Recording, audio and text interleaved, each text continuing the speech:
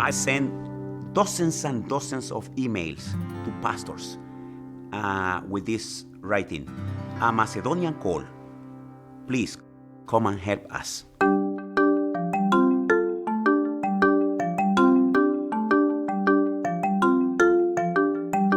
The neighborhood is full of really great people, but the homes are falling apart. They may be poor, but their kids are clean and they're dressed in their best as they come to church. As poor as they are, there is nothing they will not share with those who come to visit. Some of the homes are, I describe them as the equivalent to a shed that we might have in our backyard. It looked like 5 or 6 or 7 children all lived in one room. Kids are actually living somewhere without an iPod and without TV and without, a car. I believe that through God I can make a difference in their lives. It's made me a whole different person, I believe, because it's given me a real purpose. And he's given me so much, I just have the need to give some of it back. In 2001, we got an email from a fellow I'd never heard of, Hector Newman. I was in great expectation that a lot of people were going to answer my, to respond to my email. And for my surprise, just one person answered that email. And I'll never forget the email because he said, "This is a Macedonian call." I'd never had an email that talked about a Macedonian call before. Hector sent out an email to a lot of places, and Steve was the only response. And he came to the team that had gone on a mission tour the year before. And he said, "What do you guys think about Honduras? And what do you think about this?" And we all said, "Well, we'll try it. We'll go there. That's different. It's, we had a great mission trip last time, but we'll try someplace new." Well, the first visit came out, and they came 9 people from First Baptist Church of Hanson with Pastor Jude guiding them, and so they arrived in Tegucigalpa. I was so excited, my brother. He had been recruited as a mission partner and had been promised a certain level of funding. And on that basis, he had gone out, recruited 8 pastors to start 8 new churches, had actually started building 3 churches at that point. And it wasn't long before he realized that the funding that he had been promised, maybe at this level, was going to come in at this level. And so this guy began selling his furniture. He sold his car. He had his truck up for sale.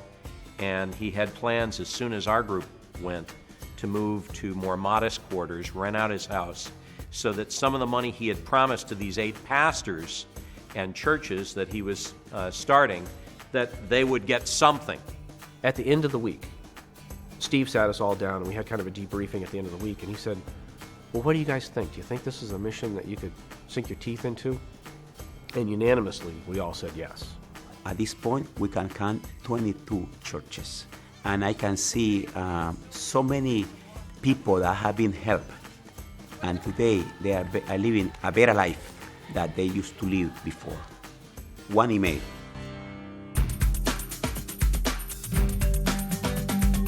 Well, I have a little friend, Eduardito, and the school was putting on a pageant. Very serious kind of thing. They were showing us what they could do. And Eduardo was doing his cartwheels and spinning around and whatever the case may be. And they were trying to get him to be quiet. Sometimes EC can quiet him down, but not always. But he was really wound up this night. And he would come over and every once in a while and stare in my face like a challenge, And after a while, I just picked him up and sat him in my lap. And he calmed down, he was quiet, which everybody was happy for because, he was disrupting the program as he tends to do.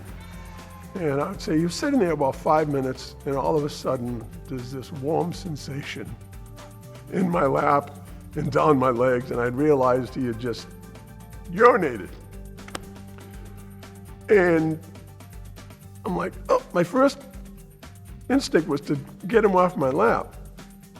But then I thought, and I said, I can go back to the hotel and I can change. I can go back and I can take a shower. But for some reason, this kid is comfortable here. He's being quiet, And I says, I can deal with it. And so I dealt with it. And I mean, it would seem that would be a bad memory, but it's a good memory because I think he felt comfortable enough or whatever. Or he said, here's a guy I can abuse. I don't know. Most of the people that we serve in Honduras is labor people, poor people and labor people. And these are the kind of community where no churches are. Hector is very careful about planting churches in areas where they're badly needed. You know, unlike up here, you know, he's not putting a church across from another church. He's putting them in areas where there's poorer people and they can get there. People walk a mile or two to get there. And it's not only on a Sunday, you know, it's on a Tuesday night or Wednesday night. Part of the strategy in planting churches is for each church to discern and to figure out a way how they can reach out into their immediate community and to have an impact of encouragement, of serving. The churches down there provide a central base, I guess you could say, for a neighborhood.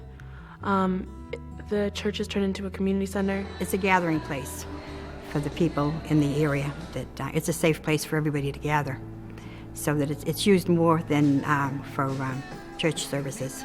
They're also helping people with clothing, with the clothing we bring down. They're helping people to know where they can get nutritious food. You know, they're helping people to live and to realize that there's hope. It's not like your children don't have to grow up and be in the same condition for the rest of their life as you have. You know, there can be another way. Not only does it help with their faith, but it gives them a constant in their life. And especially for the kids, they don't have that. There's very few things they can count on. Parents, sometimes, they can't really count on them depending on their situation. They never know what's going to happen next in their life. But with the church there, they will have some place to go. Education is huge. There's no doubt about it. Christian education with the remedial school of Compassion International is part of their curriculum, so there's a solid base of teaching the Bible, but also hygiene and good nutrition and some of the culture, the dancing that is demonstrated is Honduran way of developing and teaching the kids about their Honduran culture. And so education, reading, and basic foundation like arithmetic or a skill helps to give them the tools to break the cycle of poverty. We have so many things going on that reaching in the communities, people who young people, kids, you know, the Sunday school is beautiful. A lot of children coming to the Sunday school and young people to their services. They are leaving gangs and coming to the church to get a new way of life. If these churches weren't there, I think the alternative for these kids would be the local gangs. I think that's Hector's biggest competition. Because if the churches don't get a handle on these kids, the gangs are gonna.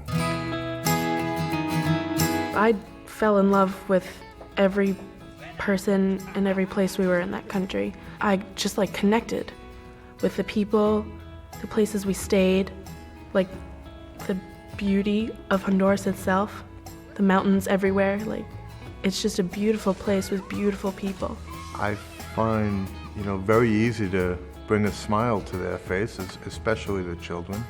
But we've seen, just giving a lollipop to a little boy, and we've watched him, Eduardo, where he takes his lollipop, he takes a lick, and he shares a lick, It's probably the best feeling in the world when you see a child who has close to nothing.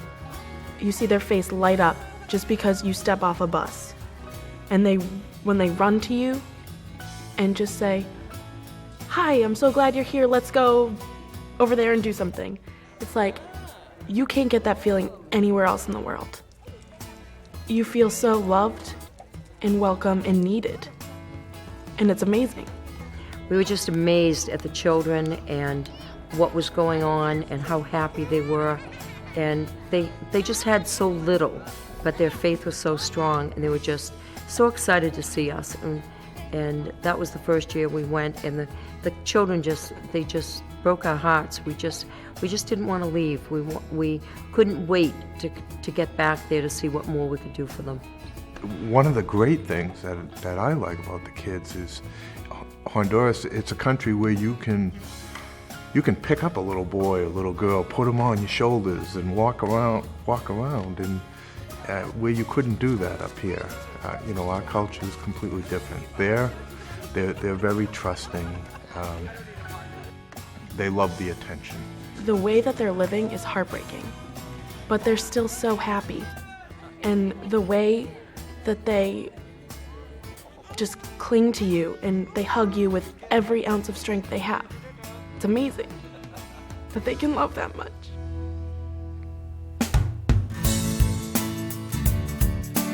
I had just talked about Honduras with the person who cuts my hair.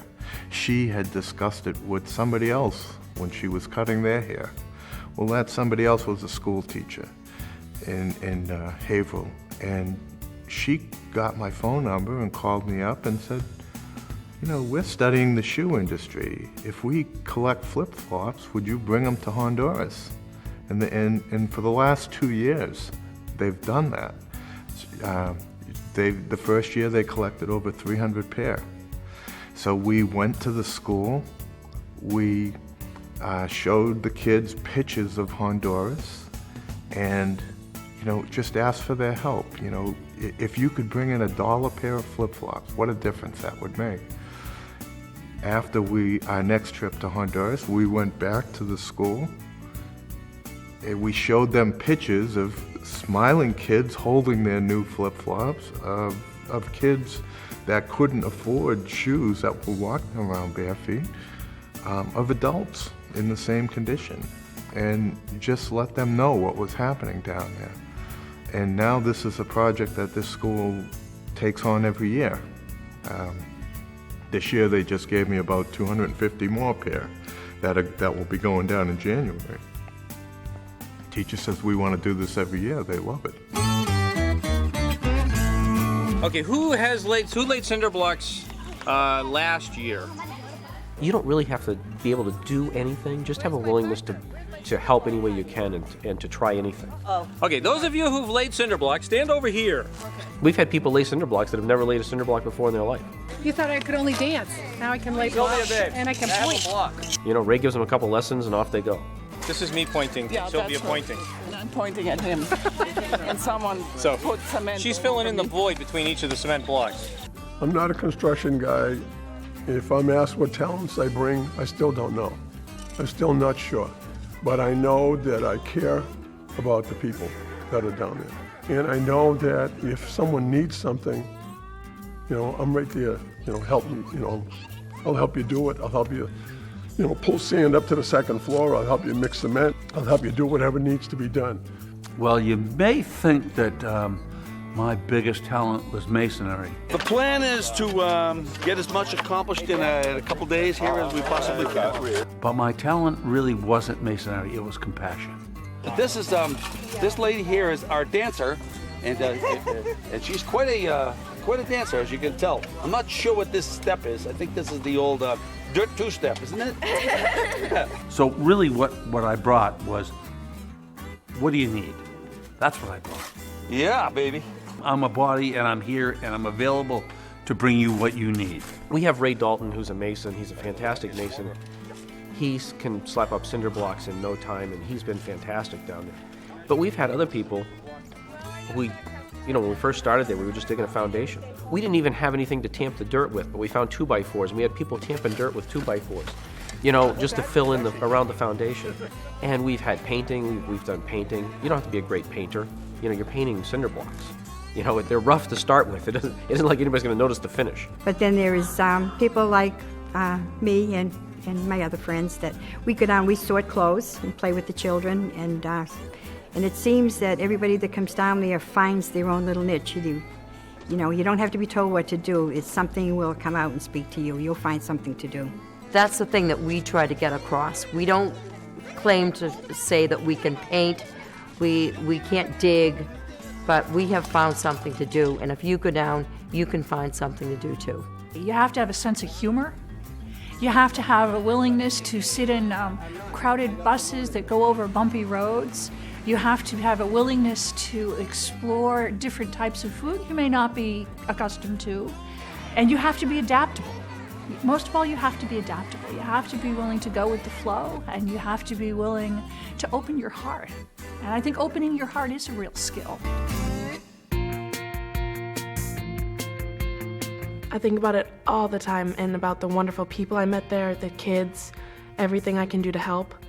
She came back after her first trip. She went also her senior year and brought another student from Hingham High School to experience Honduras. I got my high school involved. I had the student council and the Spanish club raise money. And even groups I didn't think were going to get involved did. Amanda had positioned herself and served on student council, and the student council at Hingham High School always takes on some sort of charity project. We ended up raising like close to $4,000 for the school in Danley.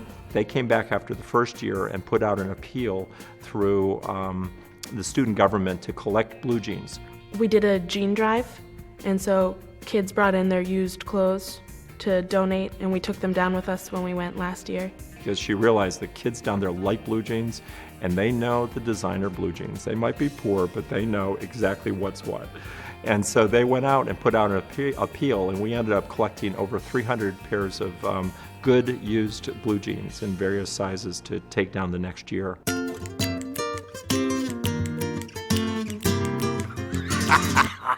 My Spanish is about as bad as you get. ¿Dónde está el baño? Keys. You know, most of us don't speak Spanish. I mean, some of us have been taking some lessons, but it's still very limited. And no, you can usually make yourself known, or there'll be somebody there that can interpret for you. You speak from your heart. And they know. I mean, there's no doubt in their mind that my heart is in where they are. You just got to let your heart lead the way. I'll be here. El maestro. Okay, I'll be here. I just encourage them to go to Honduras and visit our churches and see firsthand account, and to be part of a worship service, and to be part of building for His kingdom. And when they come back, I tell you, will be a different person. It's made me a whole different person, I believe, because it's given me a real purpose, and it's opened my eyes to how when you say that somebody is poor, how poor they can really be. My thinking was definitely changed. I don't think it's fair for me to be spoiling myself rotten when they don't ever get a chance to have a treat for themselves. Like, I'd rather them be happy than me going to Starbucks and buying a $5 latte. When I talk to my church about going on mission trips, a lot of times the question is why. One of the main reasons is because my children watch me. And they listen to what I say, but they also watch what I do. One of Hector's sermons, he talked about how, you know, we are God's chosen instruments. And, you know, relating that to Honduras, I believe that. And let yourself go. And let God lead you to these places. It doesn't necessarily have to be Honduras, but Honduras is probably the best place I can think of starting. When I think I'm having a tough time, or I'm sick, or I don't have, you know, I wish I had more money to pay for this or that, it just goes right out the window when I think of what they have. And I've just mellowed from it. I'm not as anxious or hyper over things, or I just take a step back and think about the poor families in Honduras and how they need me, so I need to stay healthy and focused, and so I can go back again the next year. We've been called to Honduras, but there are people called to Ghana. There are people called to Tibet. We happen to be the ones that God said, go to Honduras and see what I'm doing there, and help me with what I'm doing there. Be my hands, be my feet, be my eyes, my ears, and my voice. And we said, okay, we'll go. People have a need to do things for other people, and there's nothing better than going to Honduras and helping other people. You never feel better than if you're helping someone else. And it's almost a gift to you, and you always get back more than you give, and people have said that before. But, you know, going to a place like Honduras, it'll change your life. It certainly has changed mine, and certainly for the better. Te amo, Señor, te adoro, Señor, con el corazón. Amén. Gloria a Dios. Santo es el nombre del Señor.